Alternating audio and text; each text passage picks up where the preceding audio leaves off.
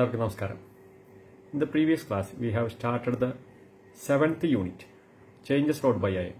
കഴിഞ്ഞ ക്ലാസ്സിൽ നമ്മൾ 7ാമത്തെ യൂണിറ്റായ ഇരുമ്പൊരുക്കിയ മാറ്റങ്ങൾ ആരംഭിച്ചു.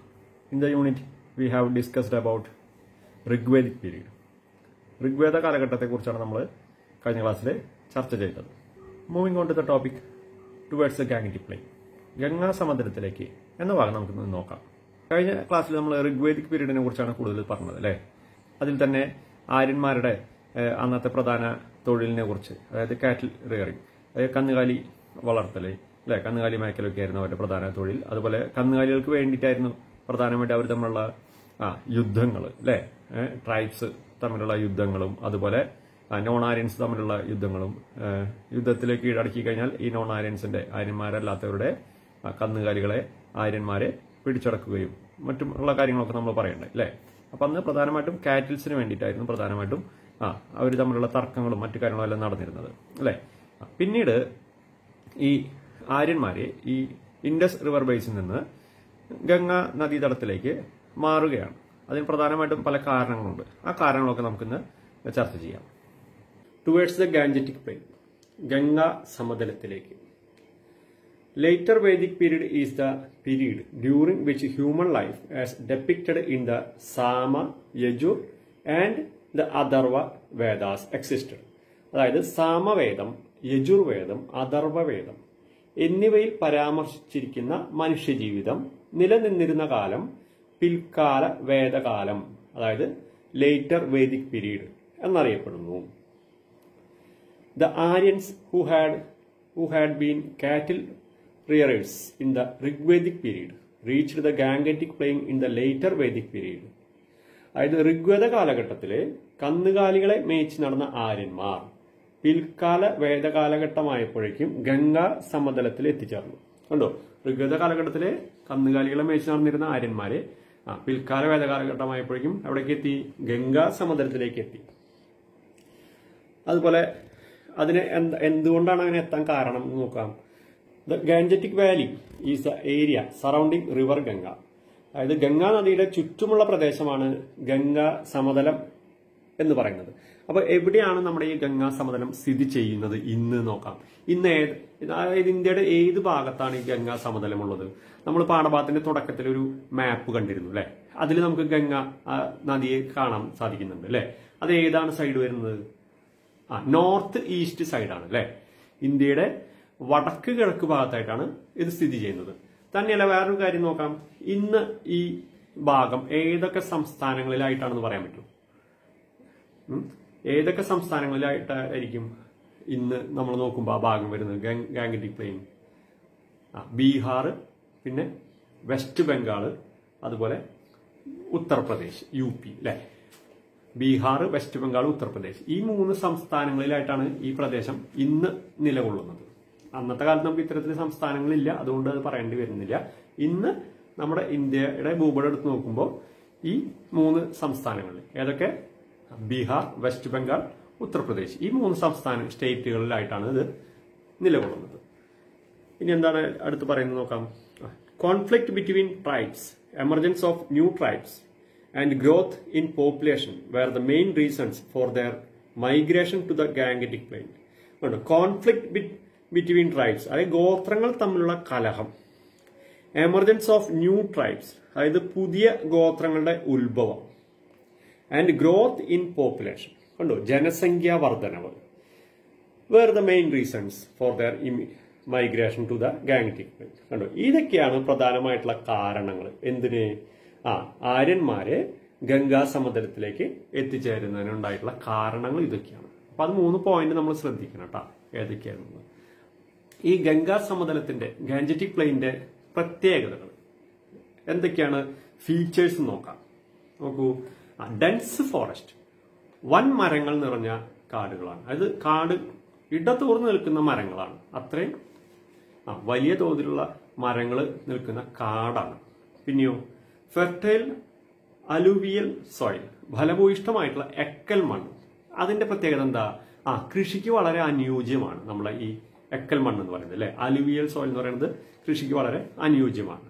പിന്നെയോ പ്ലെന്റി ഓഫ് റെയിൻ, സമൃദ്ധമായ മഴ. ഈ 3 പ്രത്യേകത സവിശേഷതകളാണ് ആര്യന്മാരെ അവിടെ നിലനിർത്തുന്നതിന് കാരണമാക്കിയത്. നേരത്തെ സൂചന പറയണ്ടേ, ഗംഗാ സമതലത്തേക്ക് അവരുടെ കയ്യിൽ പ്രധാനമായിട്ടും ആയുധങ്ങൾ എന്തുകൊണ്ട് നിർമ്മിച്ചാന്ന് പറഞ്ഞാൽ നമ്മള് ബ്രോൺസും കോപ്പറും അല്ലെ, വെങ്കലം കൊണ്ടുള്ളതും ചെമ്പ് കൊണ്ടുമുള്ള ആയുധങ്ങളായിരുന്നു അവരുടെ പക്കലുണ്ടായിരുന്നത്. അപ്പൊ അതുകൊണ്ട് അവർക്ക് എന്തെങ്കിലും ബുദ്ധിമുട്ടുണ്ടായിരുന്നു നോക്കാം.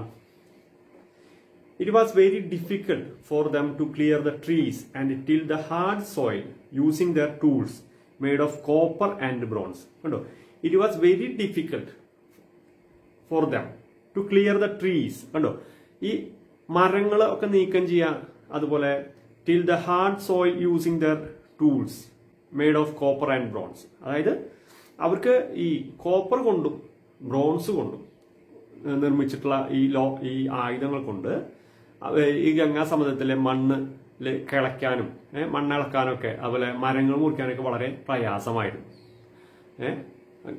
ചെമ്പ് കൊണ്ടും വെങ്കലം കൊണ്ടും നിർമ്മിച്ച ആയുധങ്ങൾ ഉപയോഗിച്ച് ഗംഗാ സമതലത്തിൽ മണ്ണിൽ കിളയ്ക്കാനും മരങ്ങൾ മുറിക്കാനും പ്രയാസമായിരുന്നു. അപ്പൊ അതുകൊണ്ട് അവരെന്താ ചെയ്തിട്ടുണ്ടാവുക നോക്കാം. So they set fire to jungles for clearing the area. കണ്ടോ, അപ്പൊ അവരെന്ത് ചെയ്തു, പകരം അവര് ആ കാടിന് തീയിട്ട് അങ്ങനെയാണ് അവർ മുന്നോട്ട് പോയിരുന്നത്.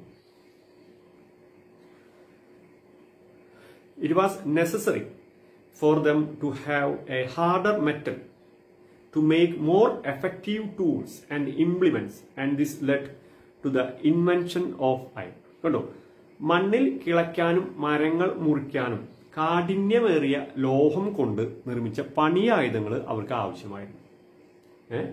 അപ്പൊ വളരെ കാഠിന്യമുള്ള, അപ്പൊ ചെമ്പ് കൊണ്ടും വെങ്കലം കൊണ്ടുള്ള ലോഹങ്ങളെ കൊണ്ട് അവർക്ക് കൃത്യമായ രീതിയിൽ അവരുടെ ആവശ്യങ്ങൾ നിറവേറ്റാൻ അവർക്ക് സാധിച്ചിരുന്നില്ല. ഇതൊക്കെയാണ് ഇരുമ്പിന്റെ കണ്ടുപിടുത്തത്തിലേക്ക് അവരെ നയിച്ചത്. ഇരുമ്പിന്റെ കണ്ടെത്തലിലേക്ക് ഇതൊക്കെയാണ് അവരെ നയിക്കാൻ കാരണം. അങ്ങനെ ഇരുമ്പിന്റെ കണ്ടെത്തലോടുകൂടി അവർ ഇരുമ്പിന്റെ ഉപകരണങ്ങൾ, ആയുധങ്ങളൊക്കെ നിർമ്മിക്കാൻ തുടങ്ങി. അപ്പൊ അതാണ് നമ്മൾ ഇനി അടുത്ത് പറയാം. നോക്കാം. Gangetic plain was rich in iron ore deposit. കണ്ടോ, ഗംഗാ സമതലം എന്ന് പറയുന്നത് വൻതോതിൽ ഇരുമ്പിന്റെ നിക്ഷേപമുള്ള പ്രദേശമായിരുന്നു.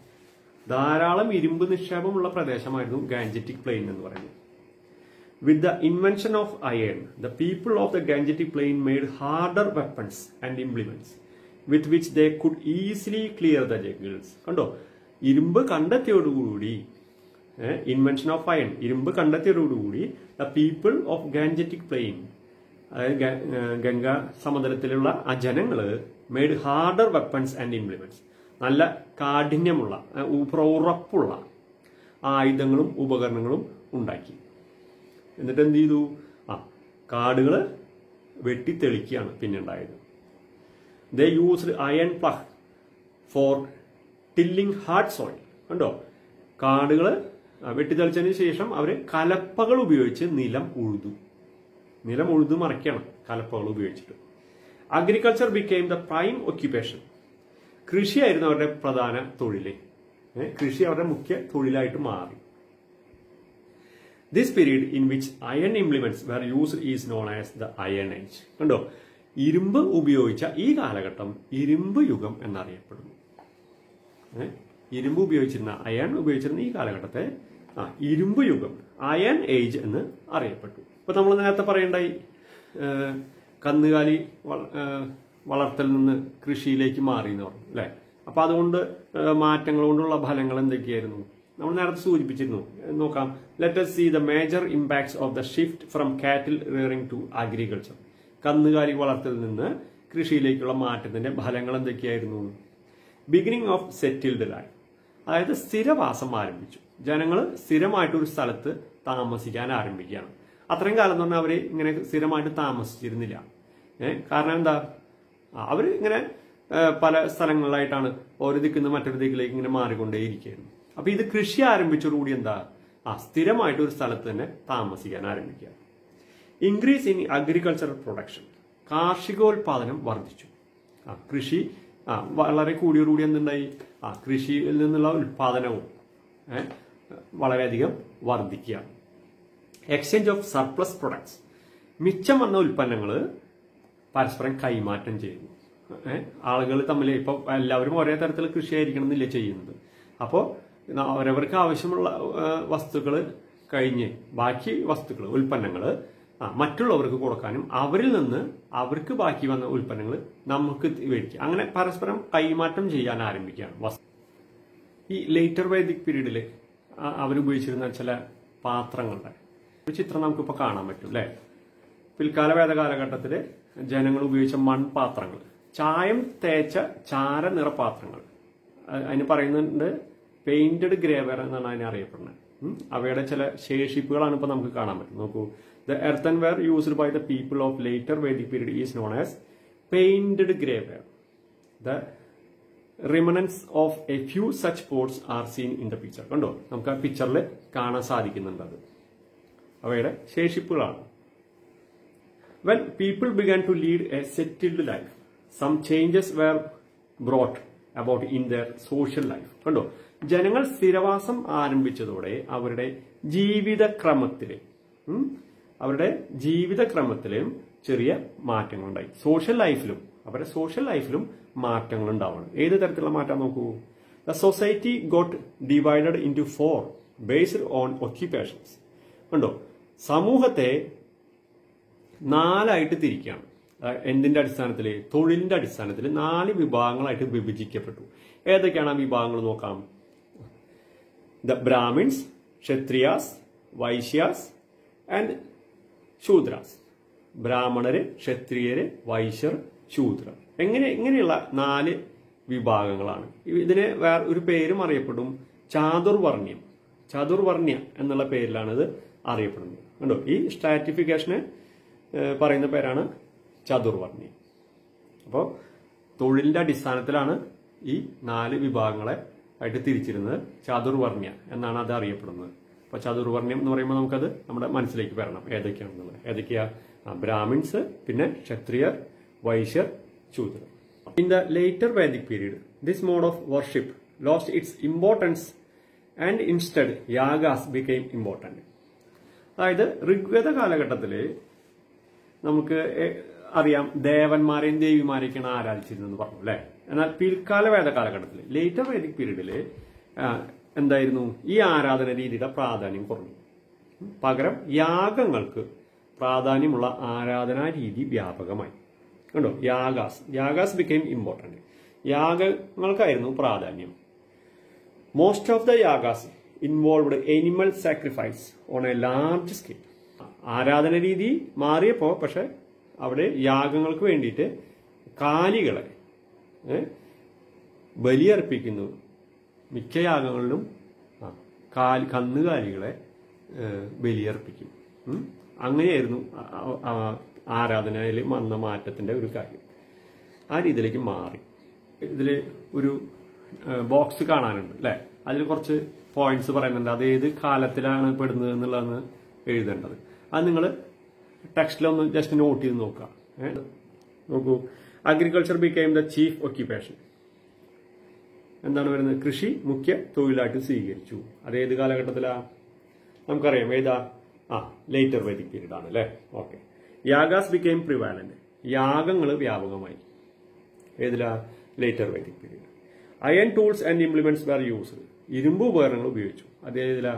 അതും ലേറ്റർ വേദിക് പീരീഡ്, അതായത് പിൽക്കാല വേദകാലം.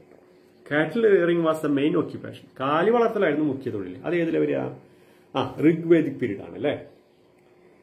Began settled life. സ്ഥിരവാസം ഉറപ്പിച്ചു ഏത് കാലത്തിലാ? ഗാംഗറ്റിക് പ്ലെയിനിൽ വന്നതിന് ശേഷം അല്ലെ. ഇരുമ്പ് ഉള്ള ആയുധങ്ങൾ നിർമ്മിച്ച് കൃഷി ആരംഭിച്ചതോടുകൂടിയാണ് അവർ സ്ഥിരവാസം ആരംഭിച്ചത് അല്ലെ. ഓക്കെ. അപ്പൊ ഏതിലാ? Later Vedic period. Gods like Indra and Varuna were worshipped. ഇന്ദ്രൻ, വരുണൻ തുടങ്ങിയ ദേവന്മാരെ ആരാധിച്ചു. ദേവാരാധന, ദേവിദേവന്മാരെ ആരാധിച്ചിരുന്ന ഏത് കാലഘട്ടത്തിലായിരുന്നു? ഋഗ്വേദിക് പീരീഡിലായിരുന്നു. നെക്സ്റ്റ് ഏതാ? Painted greywares were used. ചായം തേച്ച ചാര നിറപാത്രങ്ങൾ ഉപയോഗിച്ചു. അത് ഏതിലാ നമ്മൾ പറഞ്ഞേ? Later Vedic. അപ്പോൾ ഇന്നത്തെ ക്ലാസ് നമുക്ക് ഇതുകൂടി അവസാനിപ്പിക്കാം. നമുക്ക് അടുത്ത ക്ലാസ്സിൽ അടുത്തൊരു ടോപ്പിക്കുമായിട്ട് വരാം.